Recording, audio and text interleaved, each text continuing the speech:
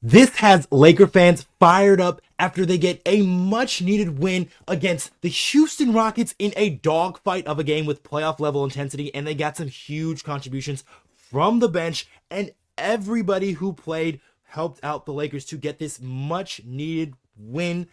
I am here with another video of Lakers Digest, Okechi Apakama, along with Hunter Pitcoff, and we're going to get straight into that game recap, guys, because there is a lot to talk about for this Laker game. But before we get into that, there is still 79% of you guys who have recently watched our videos who are not yet subscribed to the channel just yet. And if you guys want more of those Laker news and updates, you guys can come right here to Lakers Digest. But let's dive straight into things, Hunter, because it was truly a dogfight of a game.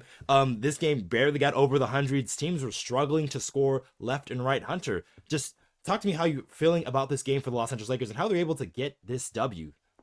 Yeah, I mean, it's been a little bit of an up and down last handful of games for the Los Angeles Lakers. You know, you had the heartbreaking game against the Bulls. You had the game winner against the Pacers. Then you get a really big win against the Grizzlies. It's like, all right, what is next? Is this roller coaster going to keep going down, or is it going to keep going up? And for the Lakers, it was a dogfight, like you said, Okechi. I mean, this felt like a game from 2010 where it was like the first team to score over 100 was going to win. And that's what happened here. Two really tough defensive physical teams, and it's the Lakers that get the win. And more importantly, if anything, Okechi, they beat Dylan Brooks. Oh, yes. At the end of the day, Yes. Yes. give Dylan Brooks that big fat L, and Mm-hmm. the Lakers can inch closer into the Houston Rockets, and we'll get at least one more Dylan Brooks game, I guess, later in this season as well. Yes, at least the regular season, that is. But let's just dive straight into those stats for the Los Angeles Lakers there. And it was the starters, obviously, who have been doing their part. Luka Doncic, who didn't shoot the ball particularly well, especially from 3, 1 of 7, but he did have 20 points, 9 assists, 6 rebounds.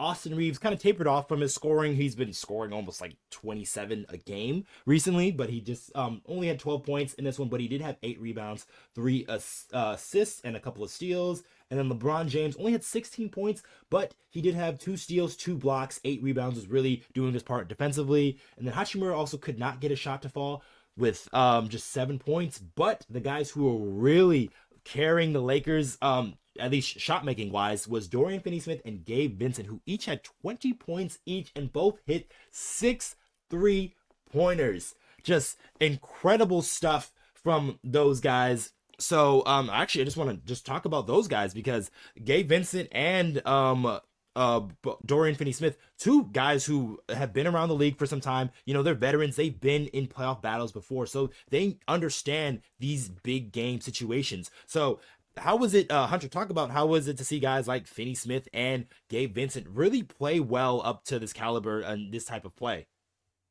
Yeah, I mean, you think about what the Lakers are trying to accomplish here, and look, the goal is to win a championship. I'm not saying the Lakers are the favorite.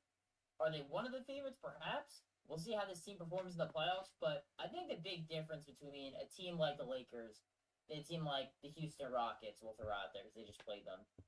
You just look at the playoff experience, right? I mean, Houston's got a lot of really talented players. They're a good team. They're really well coached by Ime Udoka, but this is a team, most of the guys on that team, pretty much all of them, honestly. Outside of, I mean, ironically, Dylan Brooks. And Steven Adams, I think. Yeah. That championship. No one else really has playoff experience on that team. A lot of those best young players they have don't have that experience yet. You look at the Lakers, everyone's got playoff experience. LeBron, obviously. Luka. Austin. Rui Hachimura. Gabe Vincent. Dorian Finney-Smith. You know, even Jackson Hayes. Like, all these guys have played in the playoffs. And they've played well in the playoffs, right? I mean, we talk about the all-time greats like LeBron and Luka. These guys elevate their games. Well, these role players also elevate their games in big moments and in the playoffs, right? I mean, especially guys like Dorian Finney-Smith and Gabe Vincent, who Dorian had some big games for Dallas when he was playing with Luka. You know, a couple of years ago when Gabe Vincent, it felt like the Miami Heat. It was like the Gabe Vincent playoff run with how well he was playing and how he was just absolutely lights out from the perimeter and scoring the ball. So this was a game where if you told me Luka had 20 points, Austin had 12, LeBron had 16, I would be like, this is probably not good. This is probably going to be another blowout loss to the Houston Rockets like what happened a few months ago. That was not the case, Okechi. I mean, we saw, despite them not shooting the ball well, defensively the Lakers were awesome this game. I think they were getting really good looks. It just wasn't falling down in the same consistency. Gabe Vincent, Dorian Finney-Smith, they were stars in their role. They're not the star players, but they're stars in their role, and that ultimately was the straw that broke the camel's back for the Houston Rockets in this one. I mean, yeah, you said it there. I mean, like 6 3-pointers from two different players. When you get it from like one of those guys, like that's very impressive game. But getting it from two of those guys, because both LeBron, Luka, and like Austin truly didn't have it going scoring wise. So even if one of those guys are scoring to what their usual rate is, this game is probably they win this probably by like 10 or 15 points. That's how well the Lakers were defensively. Just if we just take a look at the Houston Rockets stats, who they're kind of playing their playoff level rotation at this point, only playing 8 guys. And yeah, I mean some guys are still able to score. Amen Thompson can be a real threat transition. He had 20 points. Dylan Brooks had 16. He was able to hit some shots there, but their main guys, Şengün, only took 11 shots, had 14 points. Jalen Green only had 9 points. Lakers did a really very good job of containing him, 4 of 13 from the field.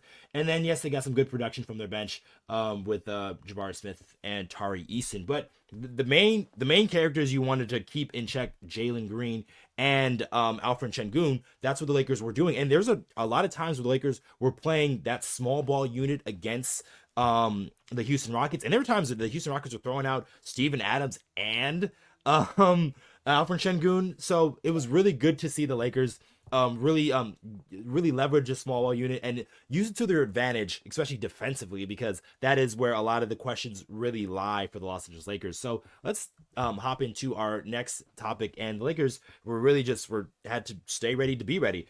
So the Lakers in this one, I've been saying, like they have now kind of like been moving to their playoff level rotation here. If you've kind of noticed, we haven't seen much of the backup centers like a Koloko Jemison or Alex Lynn. All of those guys are out of the rotation at this point. It is now kind of like the steady 8 guys where we have our starters, Austin, Luka, Rui, Braun, and Jackson Hayes, and then you have the 3 main guys off the bench: Gabe Vincent, Dorian Finney-Smith, and Jared Vanderbilt, with a little Jordan Goodwin and like probably like 5 minutes of Dalton Knecht. So yeah, so with the Lakers kind of like finalizing this rotation. So what do you think is the important thing for the Lakers here? Because the consistency is kind of like the important part, and I think JJ Redick is starting to understand that, and just letting these guys play in those like playoff level rotation minutes. You see the minutes start to rise for the main stars, and then it really, for the back end of the rotation, you don't really see much of those guys at all. Yeah, I mean, I think both teams in this game took it seriously, right? Mm-hmm. This was a grind. We keep calling it a dogfight, but that's really what it was, right? It was, that 2000s, even 2010 style basketball where it's going to be hard nosed. You have to earn your points, and it's going to be tough defense.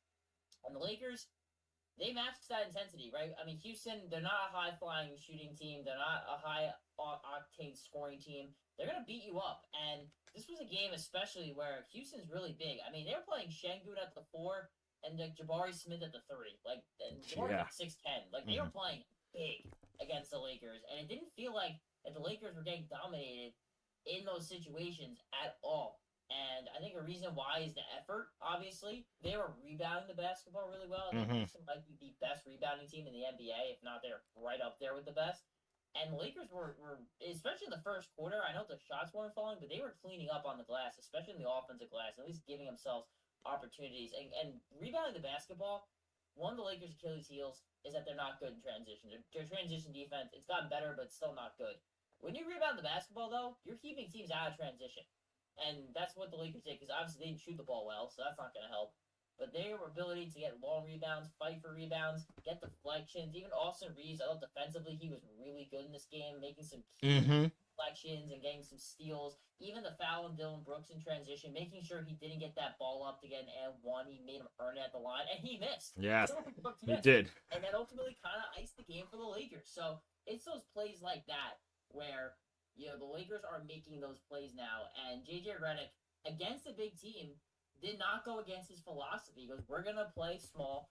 Does he want to be? If he had all the weapons, would he be a coach that wants to play small? I'm not sure, but he understands his personnel and understands, like, if we want to win, I'm gonna put our best players in the best situation to succeed. he put, probably the five best players on the Lakers, with LeBron, Rui, Dorian Finney-Smith, Austin Reeves, and Luka out there. He goes, Mhm. I'm putting my five best players out there, and I'm going to win the game. It was just very interesting because it's a guy like Ime Udoka did the opposite and played Jalen Green off the floor, which he maybe gives some credit to the Lakers. He said, that's our leading scorer this year, and I'm not playing him. And ironically, that probably bit them in the ass a little bit, Okechi, because they couldn't really generate any points in the half court without their leading scorer in the game. Oh yeah, the Houston Rockets, they do struggle to score the ball, especially in that half court there. And the Lakers do a really good job of like, so when Şengün was in there, they're doing a good job of like fronting the post, giving some applied back pressure when they need it because they got a couple steals doing that, fronting the post because the Houston Rockets are a team still kind of like young, so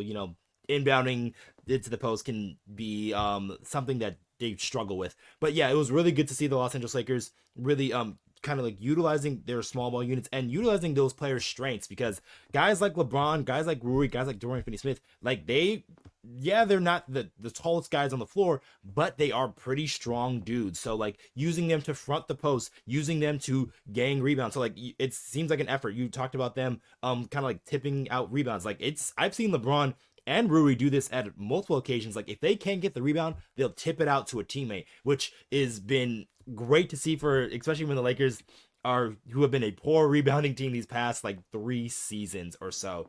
But let's hop over to our final point here, and it's kind of like our most important point here, as it's going to be an uphill battle in the standings for the Los Angeles Lakers because there is still a shot they can get up to the 2 seed. Winning tonight against the Houston Rockets was huge. So they do play the Houston Rockets again. I believe you said the 11th. But let's look at those standings. And OKC is going to take the number 1 seed. Obviously, they're out of this picture. But the Houston Rockets at 49 and 27 are just only 2 games up on the loss column on the Lakers. The Lakers still play them one more time. The Lakers are now only 1 game behind the Denver Nuggets, so there's still a possibility they can catch the Denver Nuggets as well. And with this win and the Memphis Grizzlies loss to the Boston Celtics, I believe, they are now 2 games back of the Lakers in that 5th seed, and then you have Golden State and Minnesota and the Clippers all fighting to stay out of the play-in. But yeah, Hunter, what do you think about this kind of like standings race? And the Lakers got about like 8 more games left. Do you think the Lakers can catch the Houston Rockets, or do you think that should be the goal to try to get up to that 2 seed as high as possible?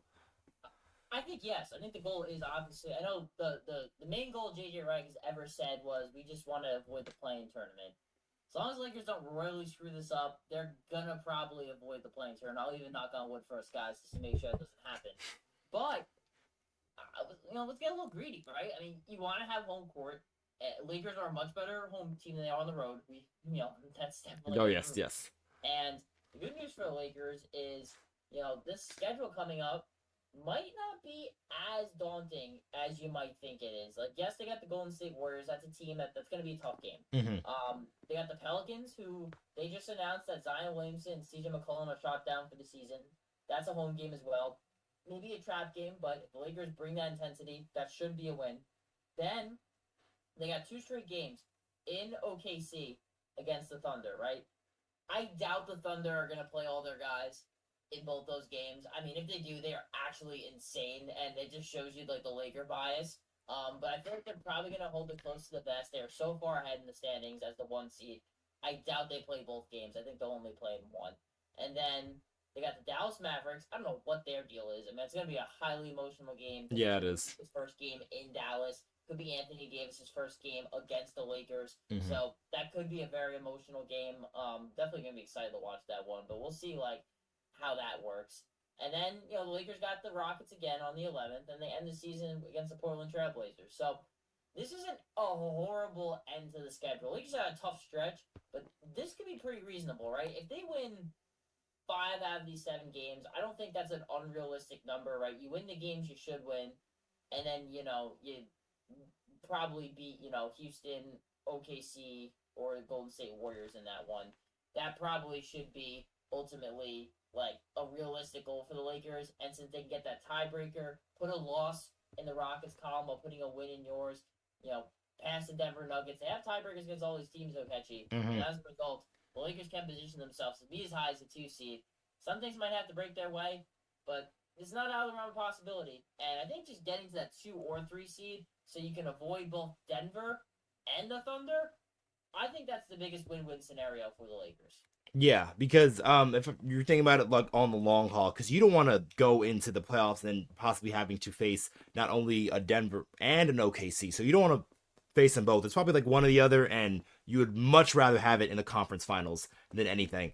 But we'll see if the Lakers are able to do that and be able to take up on the 2 seed. But we'll see on Thursday, which they got that big game against the Warriors. It should be very exciting because it's the first time the new look Warriors against the New York Lakers. So that should be a really good game. But make sure you guys, like I said before the video, subscribe to the channel. There's still 79% of you guys who have not yet subscribed to the channel just yet. And if you guys want all of those Laker content, Laker news, Laker updates, trade rumors, game recaps, just every and all things LA Lakers, you guys are coming right here to Lakers Digest.